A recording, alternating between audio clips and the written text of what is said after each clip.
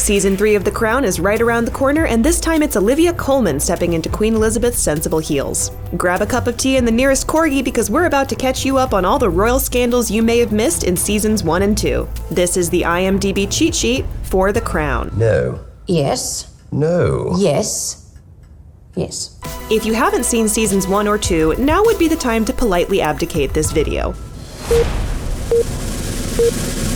We kick things off in 1947. King George VI is very sick, but he puts on a good face while his daughter, Elizabeth, is marrying the dashing Philip of, well, he doesn't really have a name, so they just kind of give him one. And from henceforth, he will be known as Lieutenant Philip Mountbatten. Fast forward a couple years, Elizabeth and Philip have had 2 children and are living in Malta. They rush back to England because the king is sick. Did they just take out his lung in a ballroom? Why is everyone still smoking? For obvious reasons, the king decides to send Elizabeth and Philip out on the Commonwealth tour in his place. Meanwhile, Winston Churchill has been re-elected as prime minister and immediately figures out that the king has lung cancer. Buckle up because that was just the first episode.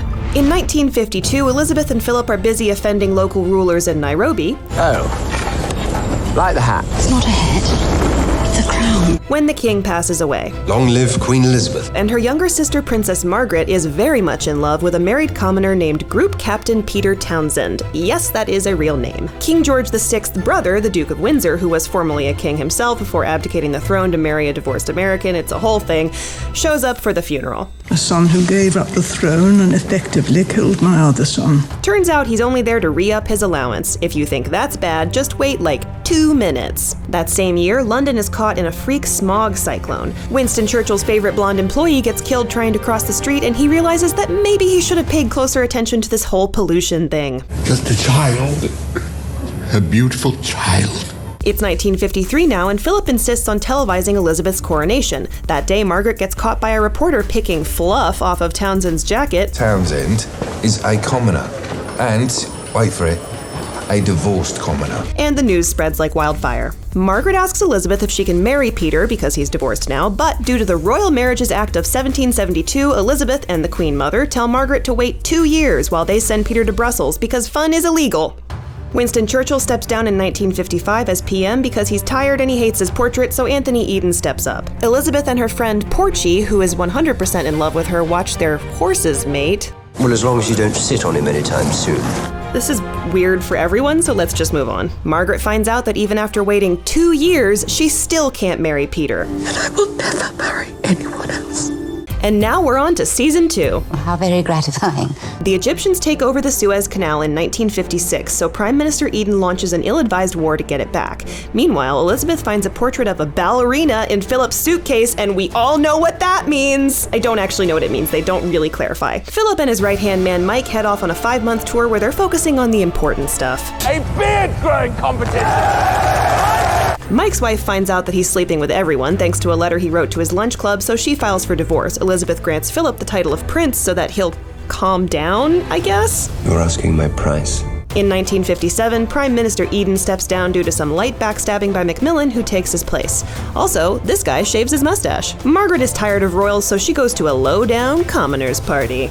Normal people. Where she meets photographer Tony Armstrong-Jones. Remember when I said to wait 2 minutes? Well, the Duke of Windsor's back and he wants a job because throwing parties for his pugs isn't really doing it for him anymore. The Queen considers forgiving him, but then finds out about a little thing called the Marburg Files. They prove that he was in contact with the Nazis during World War II, but that's not all. You mean there's more?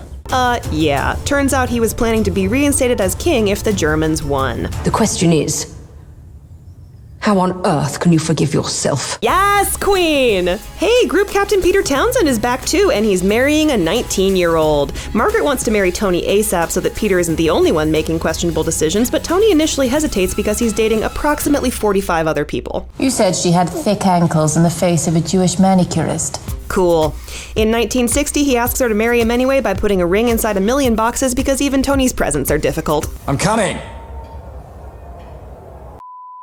Elizabeth has another baby, then pets corgis with Jackie O. Macmillan resigns as Prime Minister in 1963. Elizabeth finally confronts Philip about that ballerina, then gives birth to her 4th child in 1964. When was she even pregnant again? This guy misses his mustache, and everyone is just really, really tired of being trapped in a palace together. Right,